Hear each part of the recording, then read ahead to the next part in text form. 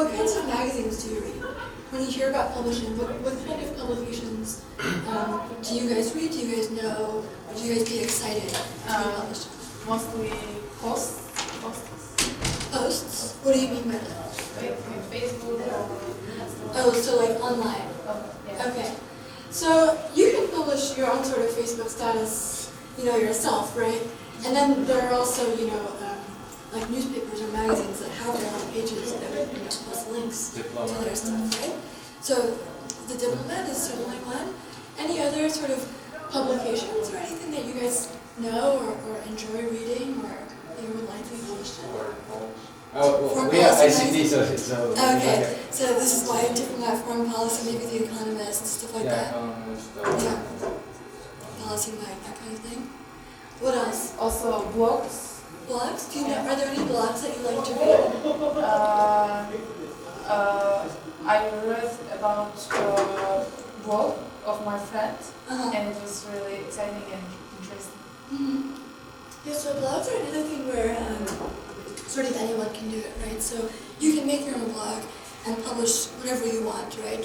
Whereas if you want to get published in a newspaper or a magazine, you have to sort of submit, right? And there's a process of being chosen. So in that way, it's a little bit different, right? But that is one way that you can get published, certainly. Any other magazines? Some journals. Some journals? Like what kind of journals? I have not many journals, for instance, like cognitive journals. Like specifically, I was interested, or maybe some, for instance, AGNI, American Psychological Association websites. This AP like Associated? Yes, yeah. Okay, yeah. So this is like a huge one. Yes. Absolutely. Anything else? Any other magazines that you enjoy reading? I read every week though. The newspaper? Maybe something more rigorous, like Yoga or Harper's Magazine, there's like daily life, which more about like culture. Sure. So those would be more sort of, they do also do news and policy and political analysis, but they also do some short stories, they do poetry, culture. So yeah, those would be maybe more cultural. The Atlantic, yeah. Sort of same kind of area, right? What were you saying? Yeah, I read the sports magazines. Sports magazines like Sports Illustrated. Every time the week's conclusions are better than in magazines. So I like them. You want them to sign this? Okay. Can you guys just sign this to take attendance, please? Thank you. And if you're not part of the WhatsApp group, could you put your phone number so that we can add you? Thank you. Or if you're interested. All right. So you mentioned like sports. Yeah, sports Men's magazines. health. Men's health. Russian magazines. Russian magazines. Okay. So these are sort of various types of magazines that run the gamut of sort of cultural things, which also publish literature to like news analysis or type of pieces. All right. So I'm going to be talking about two kinds of publishing today, which are quite distinct. The first is related to lit mags or literary magazines, and the other is related to general interest magazines. So the sort of publications that you guys were talking about, they would more fall into the general interest category, like The Atlantic, Foreign Policy, these sorts of things. Literary magazines, or lit mags for short, would be things that focus exclusively on things like short stories or literary essays or poetry, things like that. So they might be smaller and their focus is right? So here are some examples of very famous literary magazines. So AGNI is very famous. The Threepenny Review, Granta, and Plowshares are sort of very famous ones. And then general interest, you mentioned The Atlantic, The Economist, Wired, Time, right? These are big magazines. And what they publish is quite distinct, and also how you get published in them is very different. So let's sort of look at a comparison between these two styles. So who here is interested in or does write something like a short story or poetry or more sort of maybe memoirs, that kind of things? Is anybody interested in that kind of thing? Yeah? Okay. So this would be more sort of what a literary magazine would publish. So literary magazines are also known as lit mags. So they accept fiction, literary nonfiction, so they wouldn't accept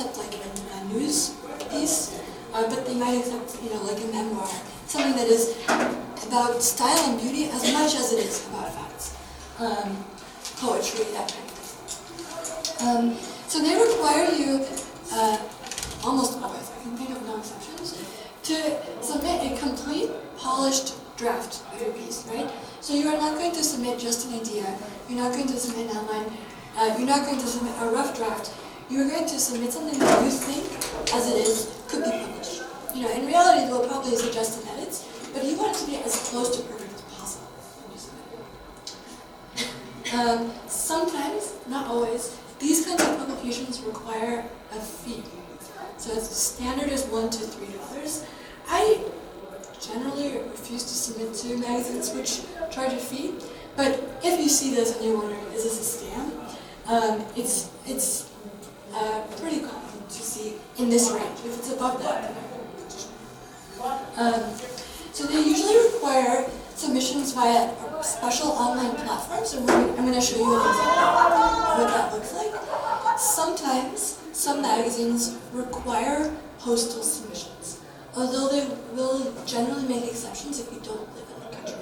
So if you wanted to submit to Harper's, someone mentioned Harper's. Harper's requires, for whatever reason, they require postal submissions, but I believe they have an exception for people who are not living in the United States. They sometimes host contests, so it might be, they might have a special theme to the contest. They usually hire a famous writer to judge the contest, and contests, I think, almost always have a fee to enter. They also have, large prize. And in terms of when you can expect to hear back, pretty standard is 3 to 6 months. 3 months is considered fast for a literary magazine. 6 months is standard. I have heard back from some magazines 20 months later. That's the worst that I've heard. So they're slower. Okay, general interest magazines, things like The Economist, Times, stuff like that. So they mainly focus on informative articles for a broader audience, which is not to say that they don't care about, literary writing or writing quality. Of course, they also care about this, but their focus is not things like fiction, poetry, right? They require, almost always, you to submit a pitch instead of a draft. Okay, so this is a big difference, and we're going to go into this more. What does it mean? How do you write it? But just briefly, a pitch is an outline of what your idea is, what your article is going to be about, and who you are as a writer. Right? You're basically trying to convince an editor to say yes. They usually require pitches to be sent via email. So this is a distinction, right? They don't use these online platforms. You just directly email the magazine or an editor. Unlike literary magazines, you usually hear back within 2 weeks. I would say if you haven't heard in 2 weeks, that's a no. Unlike literary magazines, where you almost always, except in very rare circumstances, you would always get a no if your piece is rejected, it's common to get no response from general interest publications. And so you consider a non-response. But it's very frustrating, right? Because you're waiting and waiting, and you don't know. So these are the big differences. And let's sort of dive in further. Before we get into the specifics of, what are these online platforms or how do you, write a pitch, let's look at some of the jargon or some of the technical vocabulary that you might see on a lot of the websites of these magazines if you're trying to figure out how to submit. Alright, so simultaneous submission, also put sim-subs. Does anybody know what that means or have an idea about what a simultaneous submission is?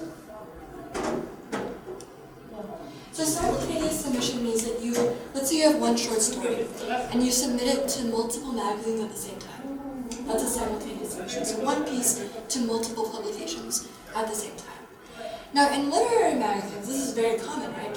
If you're going to wait for 6 months, you're not just going to submit to one place and maybe hear a yes, but more likely hear a no. You're going to try to submit to as many places at once as possible to increase your odds.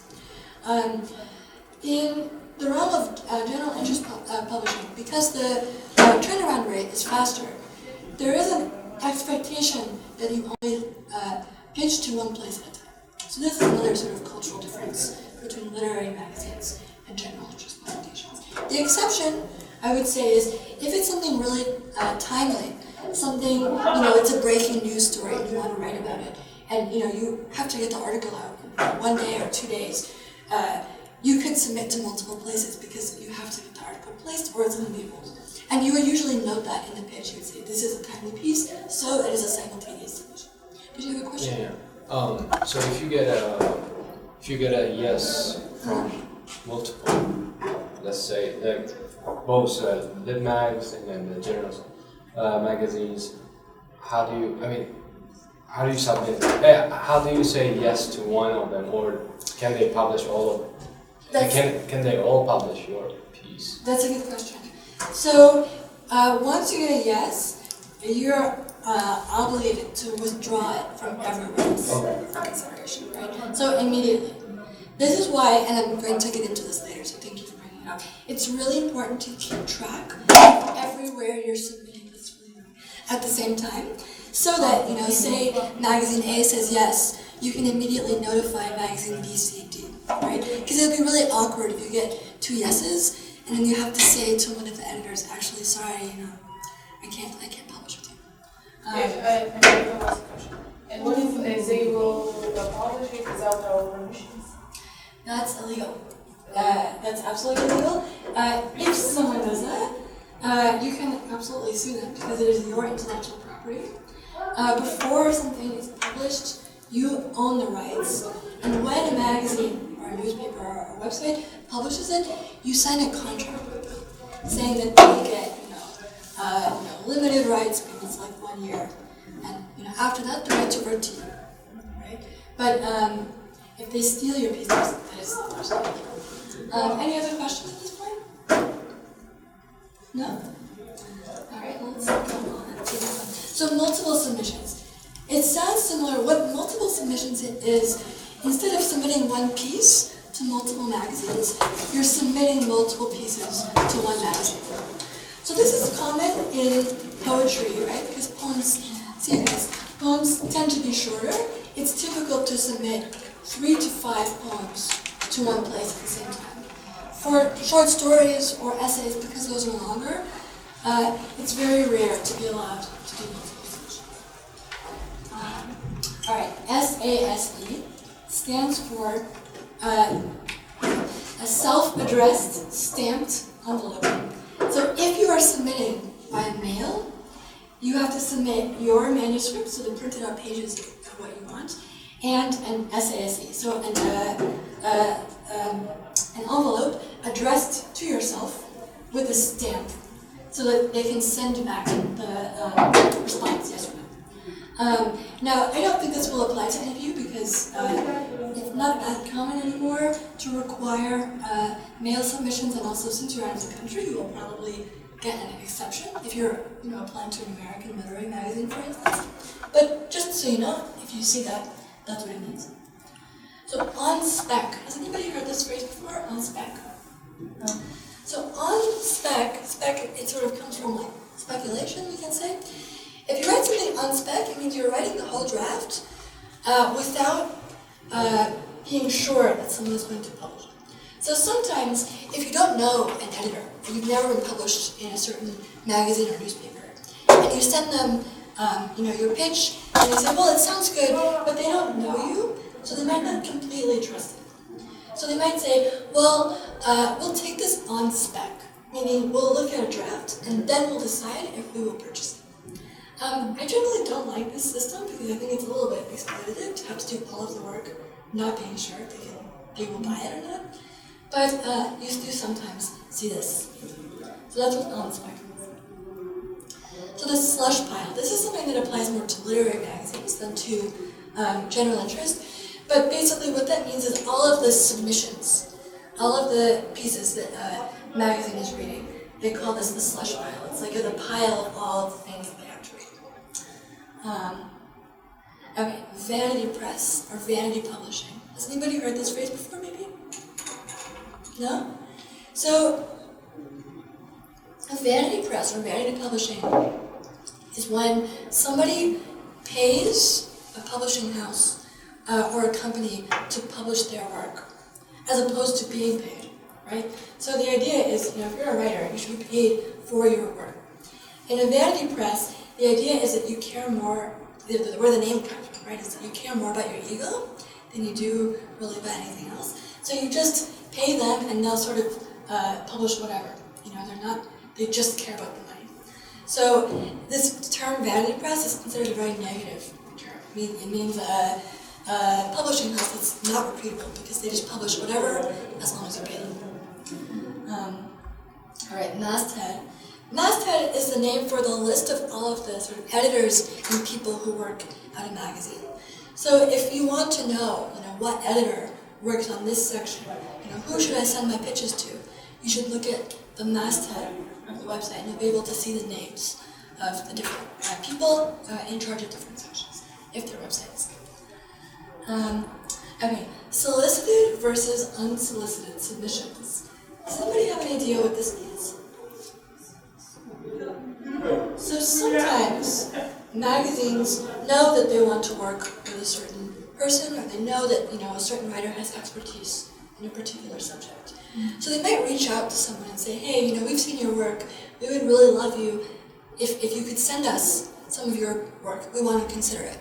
That's a solicited submission. They're asking the writer to send them their work. An unsolicited submission, the vast majority of what people write, is, they don't have a connection to the magazine. They just send it, and hope. So sometimes magazines will say, we are open for unsolicited submissions from, January to April. Meaning, if you don't know them, if you don't have this invitation, this is when you can send them. Okay, a tiered rejection. I think this is the last one. So I think it's important to know that the vast majority of responses that anyone gets, including professional writers, there are rejections. But it's also important to know that rejections come in different types. So sometimes a magazine will read your pitch or read your draft and say, this person can clearly write, they clearly have talent, but for whatever reason, we can't take this piece right now. Maybe they published something similar already, or it's just not quite a fit. They might send you a tiered rejection, which says, we can't take this piece, but please send us some more. If rejection comes with something to that effect, please send us more of your work, that is a very good sign, and you should be happy, not sad. So this is a tiered rejection. Okay, so let's say you have your perfect draft of the piece. This is, or you have a great pitch idea, and now you got to figure out how to send it. So it can sometimes be a little bit difficult to find this information, but let's look at a couple of examples, one literary magazine and one a general interest magazine, and see where we should look and what kind of information we should take note of when we're trying to find out how and when and what to send. So let's look at the literary magazine first. Great. Alright, so it's not going to let me open it. So that's kind of annoying. Let me see if I can open it.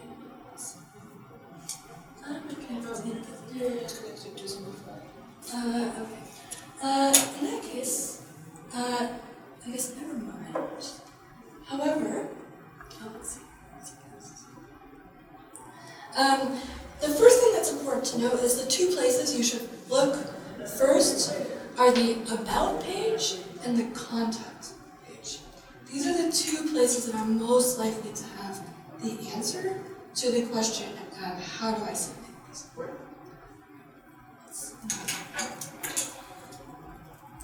So let's do public space first. So Public Space is quite a famous literary magazine, and it's also a book publisher, I believe. Let's see their website. So let's go to their magazine section. So it looks something like this, right? And you can see their sort of old issues. If we go to the bottom of the page, it doesn't give us anything. Sometimes they have the information at the bottom of the page. So let's look at the top of the page where it says About.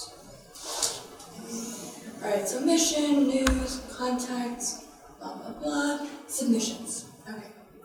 So a public space welcomes submissions to the magazine from October 15th through April 15th.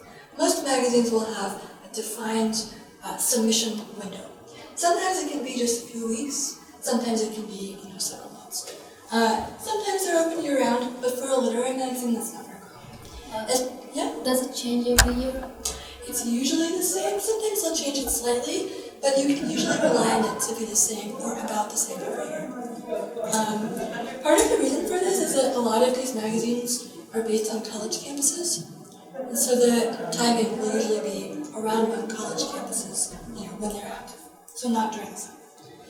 So you can either submit it via mail, I don't know why you do that, or submit online through our submittable page. Okay, so submittable, is probably the most common platform for submitting to literary magazines. And if we follow the link to their submittable page, we see that they have guidelines, so one story at a time, which means no multiple submissions, or 5 poems. So for poems it's okay, but for stories it's not okay. Only previously unpublished work will be accepted. This is the norm. You can assume, unless explicitly stated, that only unpublished work is acceptable. Simultaneous submissions are allowed. Okay, so that's good, etc., etc. And then you go down here, and this is sort of where you would submit. So you would press here, and then you would upload your stuff. They give more of the information here. Let's log into Submittable and see what it looks like. So if you're considering poetry, fiction, memoir, this kind of thing, I would really encourage you to create the Submittable account.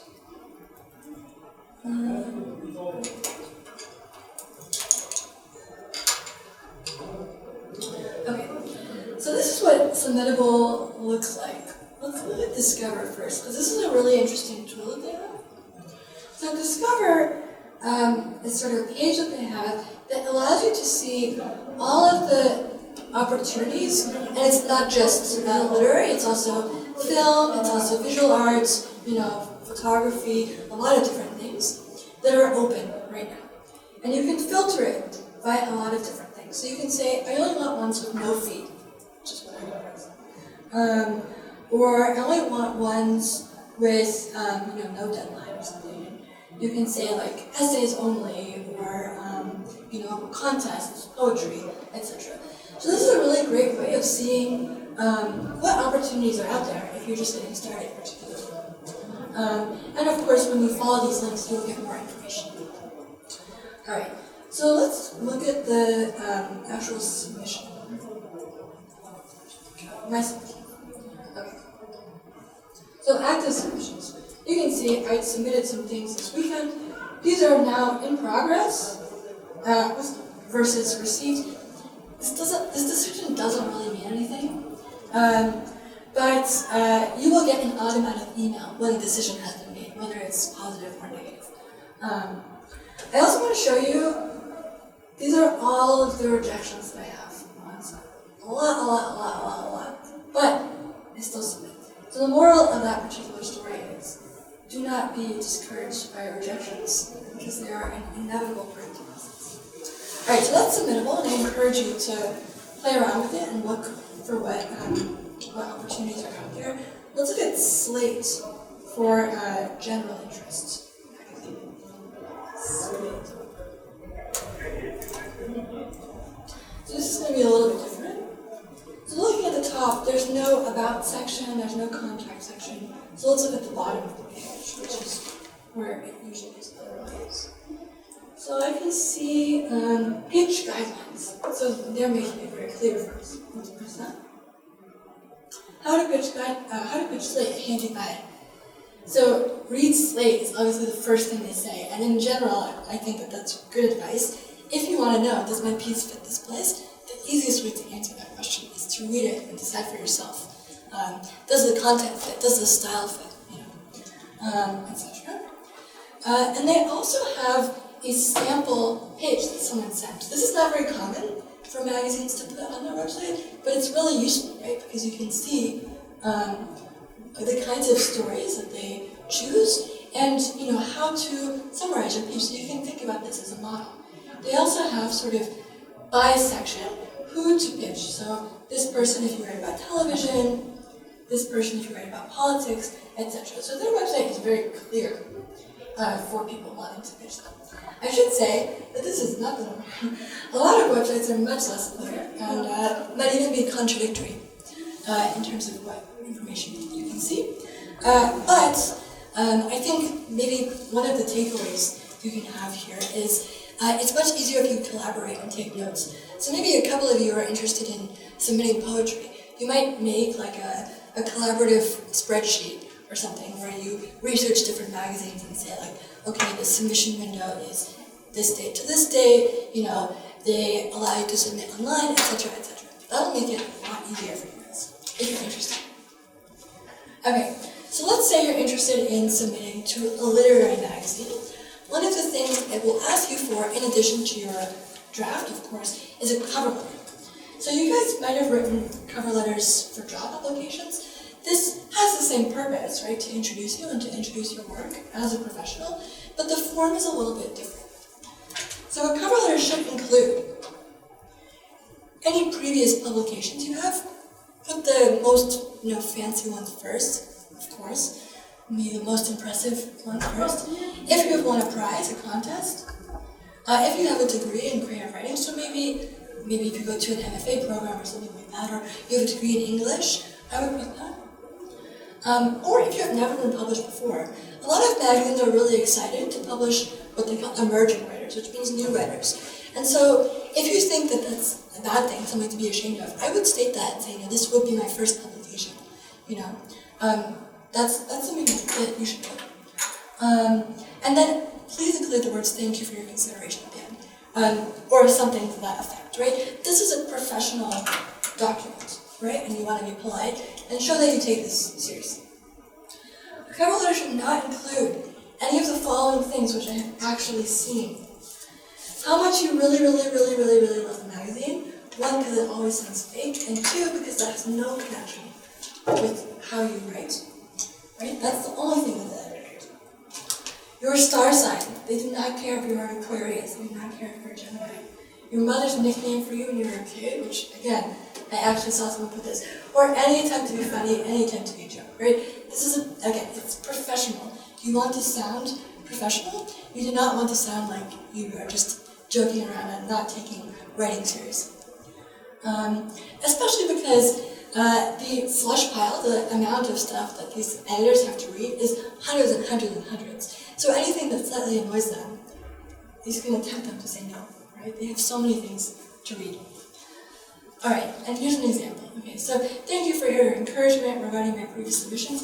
If they have given you a tiered rejection in the past, you should always begin your cover letter by mentioning that, right? So if they have encouraged you to submit again, absolutely mention that in the first sentence.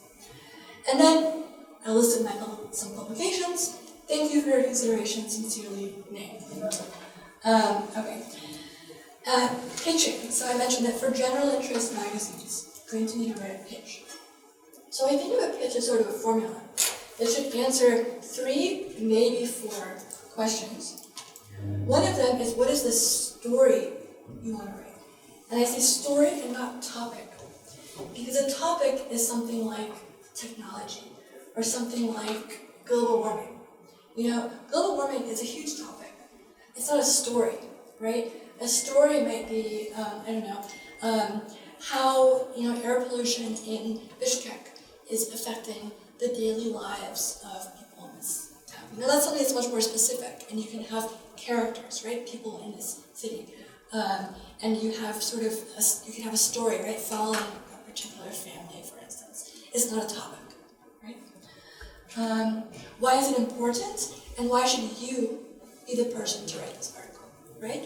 So you also need to convince the editor that you are qualified. So maybe you could say, if we're talking about this, Bishkek air pollution story, I live and work in Bishkek, I've already interviewed people about this topic, or I have a degree in climate science, something like that, that shows that you have some kind of previous background in this topic, some kind of expertise that would convince them to give you the story, as opposed to someone else. And then sometimes, why does this piece have to be written now? So maybe it's like the 10th anniversary of something, and you want to say, this is a timely story because, it's an anniversary, or there's, a breaking news development, or, something is about to happen related to this story. Editors always like to have these, what are called time pegs, that make it more compelling. Okay, a pitch should include an introduction, basically, you're introducing the topic, a body, the details, and then a short biography, especially with links to other work, if you can. So if you are not previously published, then that's fine. But if you start gathering publications, I would encourage you to include links to previous publications in pitches, not just the names of previous bylines. So other things to consider. Has this publication already written about this topic? So maybe you have a great idea for a piece, but the magazine just ran 3 articles that are very similar. They might reject it, not because it's not a good idea, but because, why would they write the same story again? Right? Is the pitch specific or vague? Right? You want the editor to read the pitch and be able to imagine what the article is going to look like. And does your pitch catch the reader's interest, the editor's interest, right? Of course, you want your article or your story to catch the reader's interest, and so you want to think of the same philosophy for the pitch. It's like just a smaller version. You're trying to catch the editor's interest. And then does your pitch fit the publication and the section I'm pitching to? So you might have a great piece about how technology is shaping the world, but if you send that to a publication that only writes about photography, unless it's about photography, they're not going to publish it, right? And that's not a judgment on your piece, it's because you weren't paying attention and researching the publications. All right. Similarly, maybe you have a great piece and you're submitting it, but you send it to the, let's say, the politics editor instead of the environment editor. Now, you might hope and pray that they'll forward it to their friend in the office because they don't know each other, but that's probably not going to happen because they're busy people and they forget. So I would get it right the first time instead of hoping and praying that they do you a favor. All right, so let's look at an example of a pitch that's maybe not very good. Can someone read this out loud, please? Denise, would you read it out loud, please? Dear Ms. Meeks, Science Editor, I want to write a 5,000-word article about the fact that Facebook is bad. My life was just fired from Facebook, so I feel very strongly about this topic. Thanks. 7.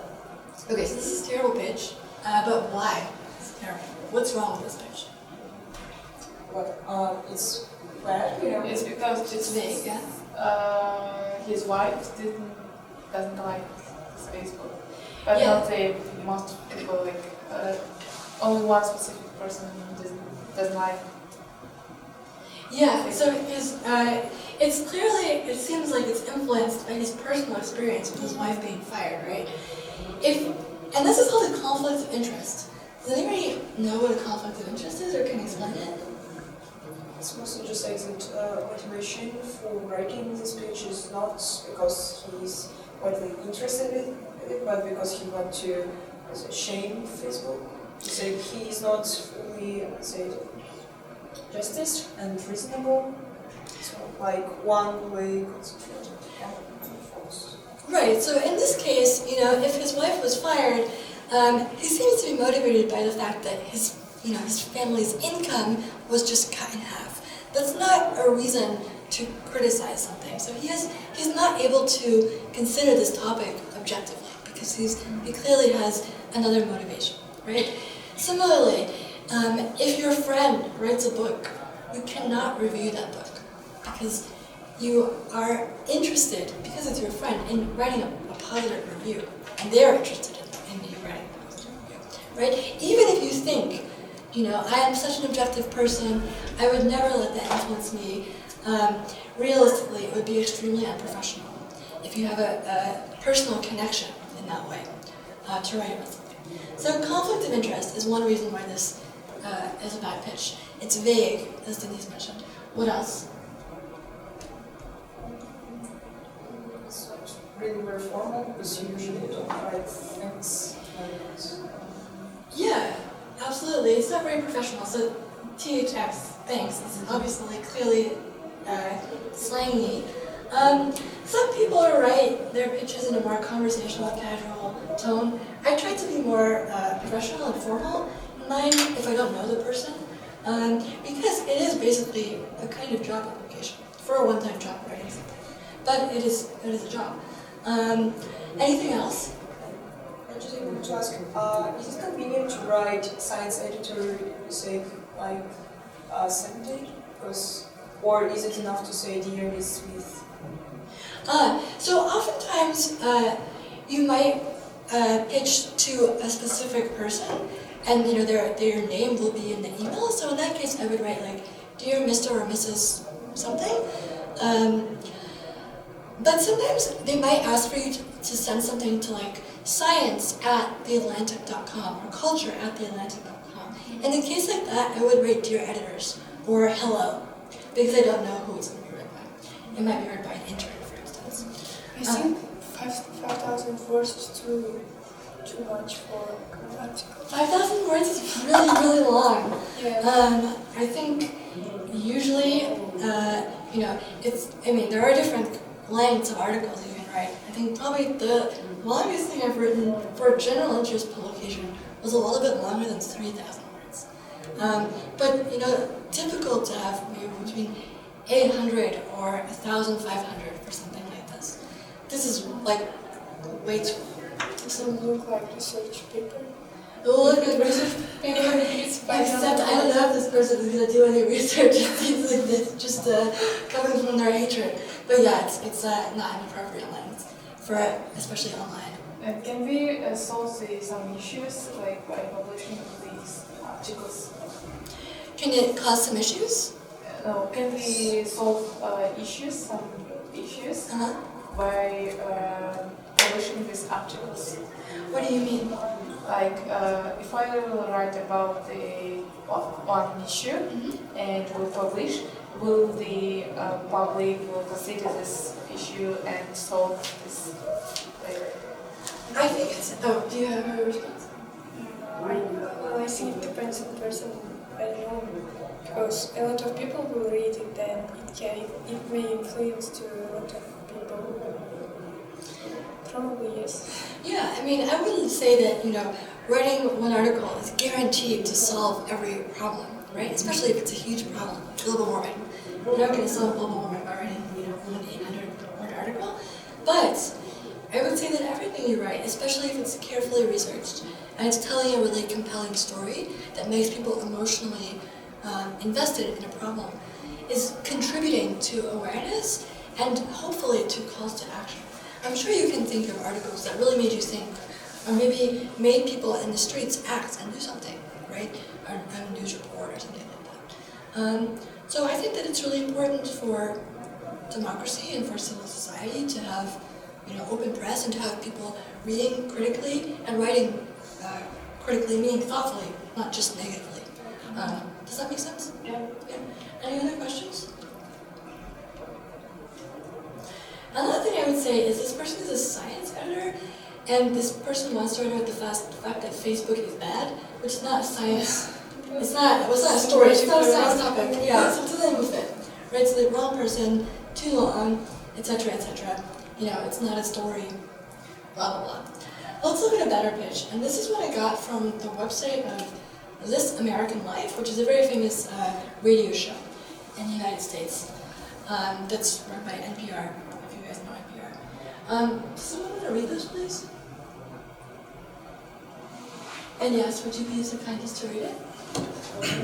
Dear editors, this story is about a group of Scientologists called the CCHR, who are dedicated to destroying the field of psychiatry. which they think is evil. I had lunch with the British wing of the CC chair, and they told me about a guy called Tony. They claimed Tony had beaten a guy up 15 years ago and had subsequently faked madness to get into mental hospital. He thought it would be kosher than a few years in prison. But to his Meaning the conditions would be better. But to his horror, they sent him to Broadmoor, Britain's most notorious asylum for the criminally insane.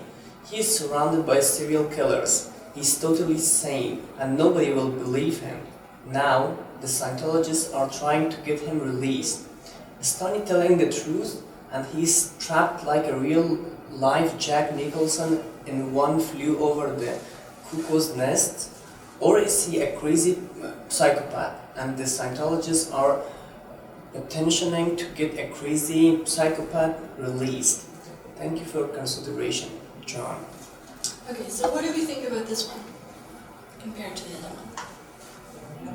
It's much more professional. It's had some hope.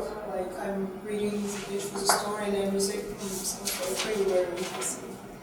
Yeah, absolutely. It tells a story and it gets you interested and it directly asks these questions that make you think, right? This is, a classic way of getting people interested, asking questions. As you said, it's more formal. I edited this slightly for, partly because it was too long to fit on a page. And it was a little bit less formal in the original, but I think that was because the journalist had previously worked with them, and so he could be a bit less formal. But yeah, if you don't know them, it would be more formal in your language, absolutely. What else? Anything else that you guys noticed for this one? So the person says that they know the British wing of this group that's trying to get them released. So if I'm an editor reading this, I'm like, great, they already know people that they might be able to interview. That means that they're, it's more likely that they can get really interesting quotes and they can get this article done faster, right? So that's also a good thing. If you've already done interviews, if you already know people you can talk to, definitely mention them. All right, so this is a good example of a pitch. I mentioned submission trackers before, right? One of your classmates or your peers asked about, what happens if multiple places accept a piece? The answer is that should never happen. So this is a clip from my submission tracker that I keep for myself. So I hope you can see it properly, but the first column is like either the name of an article or the basic topic. The next column is what publication I'm submitting to. The next one is what day I sent it, and then the next one is what day or whether I got a response, what kind of response I got, and then notes, right? So maybe they rejected it, but they seem interested in my writing, I want to see more, etc., etc. If I followed up on them and got a response or didn't get a response, I would note that as well. So yeah, these are the kinds of notes I would take. You don't have to do it in the same format, but basically the point I'm trying to make is please, please, please be organized. It's going to make your writing life much easier. All right, so resources, things that I would encourage you to look at.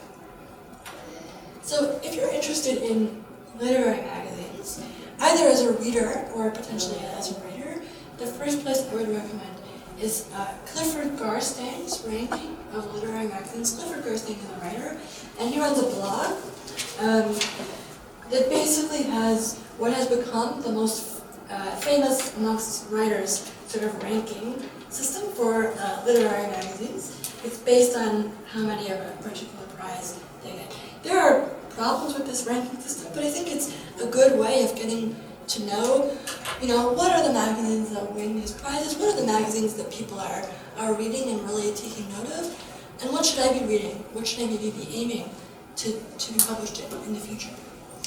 And he has it broken down into categories, fiction, nonfiction, and poetry. And here he does it every year. So Aragram Writers Studio is another website that posts interviews.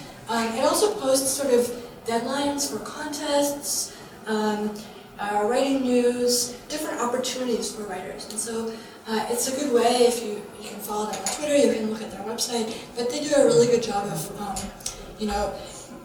letting people know what is out there, what opportunities there. Okay, hunter.io is a website that I use when I'm writing sort of general interest stuff, and I want to know what the email address is of the person I want to contact. So sometimes you'll be able to find the name of the writer, the editor, but not their email address online. It's pretty common actually.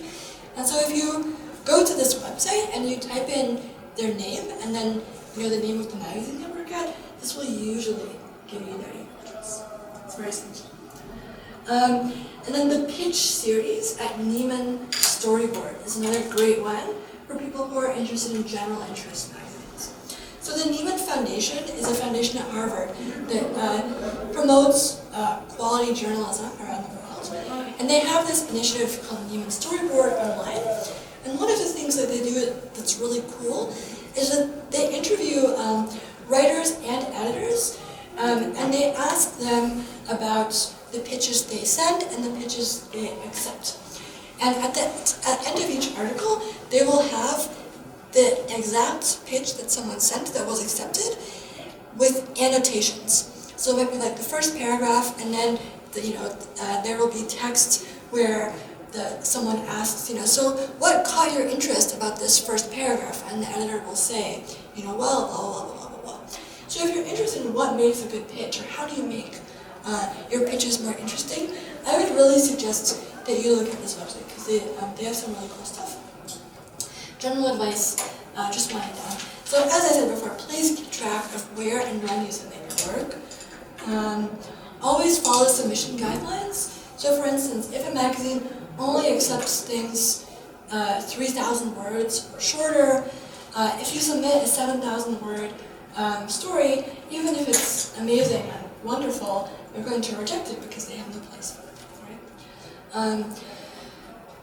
If you're wondering, would my style fit this place, the best way to answer that question, of course, is to read a couple of examples and decide for yourself. And then a big takeaway, please don't fear rejection and learn not to take it personally. There are so many reasons why pieces get rejected that have nothing to do with quality. It's often about fit. It's about, whether they've published something similar or are going to publish something similar soon. It might be budget, etc., etc. There are a lot of things that are not within your control, and so I would really not take it to heart. I say that, and I know how much work you put into something and how hard that can be, but I think it's important advice nevertheless. And then lastly, if you have any questions, comments, or concerns, you can always come and talk to me in room 229, or you can email me. I'm more than happy to answer any of your questions about writing of any kind. But for now, do you guys have any questions? You've asked some pretty good questions so far. Anything else? Yeah? You said that sometimes in your max, it's okay to say that you just have started and you don't have any publication before. But what, for example, if I'm writing for English-speaking lead Mac, but I have publications made in Russian before, should I include them or not? I would say I have previously published in these places, even if they're in a different language. I would say, yeah, absolutely include them. Anything else? Screenwriting is different. Screenwriting is very different. Is it more difficult? I don't think it's more or less difficult. I think it's just very different. Even the formatting and stuff is very specific. Have you done screenwriting before? No, but I tried. You tried once? Yeah. I wrote a lot of dialogue. Mm-hmm. So Yeah. actually, I wanted to write a story, but suddenly I started write like a dialogue, and it was more like screenwriting. Okay, interesting. So I am not a screenwriter. I'm not a playwright. So I can't really give you specific advice for those kinds of things, but I know that there are a lot of contests, for instance, related to screenwriting that people enter, right, to get their work read and to maybe get some feedback. And if I find any online resources, I'm happy to forward them your way. Unfortunately, that's just not my area of expertise, so I don't think I can give you that much. But if you are writing sort of dialogue-heavy short stories. That's something where I would be more able to help you display. I know that one. Anything else? Do we have any opportunities here at AUC to like for student publications or like their research, what they're doing? Yeah, so that's a great question. I don't think there is currently an AUC literary magazine, but if you guys are interested in starting one, I'm more than interested in helping you guys do that. So I think that's a great idea, Ruslan. So maybe that's something to think about for the future. There is the student newspaper, right? So I don't know if you guys know Nina Farafia, but she is sort of reviving the New Star, and she's certainly looking for writers. So if you guys are interested, I would really encourage you to contact her. And I'm also working with her on that too. So if you have any questions, I'm happy to talk to you about it, or I can put you in touch with her. Anything else? No? Alright, yeah. Just like regarding this presentation, I have not just like everything, unfortunately, I'm not a fast writer. But is it possible to download it or? Yeah, I can send you this absolutely, and then we will also have the video online if you want to rewatch it, but I'm happy to do that. So before publishing our articles in these kind of journals, from what we should begin? Like how should you begin? Yeah. I mean, one of my first publications was in a student literary magazine. I think that's where a lot of people begin, just because, you know, the pool is smaller, maybe you can work with the editor in person. Some people publish online, like on a personal blog or something like that. I really think it depends on why you're writing. If you really just want to get it out there and you don't really care about being paid, or you're not concerned with getting it published in a magazine, I would say that blogging is a fine way to do that. If that's less of what you're interested in, then I would say blogging might not be the right direction for you. So I would look into places that are actively encouraging emerging writers, right? Starting writers. There are magazines that are specifically aiming at student writers, for instance, and think about that. I think those would probably be the easiest places to start. As you say, we should publish here on magazines our publications that were never published before, yes, but there are some apps, mobile apps, where different writers publish their works. And does it count?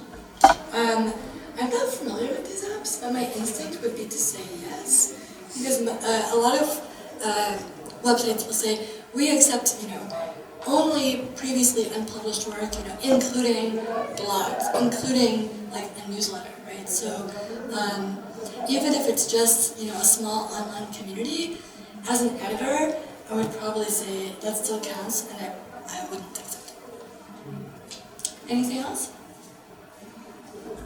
No? Alright, well thank you guys so much for coming. I hope this was helpful, and thank you for your really good questions. Thank you. You're welcome.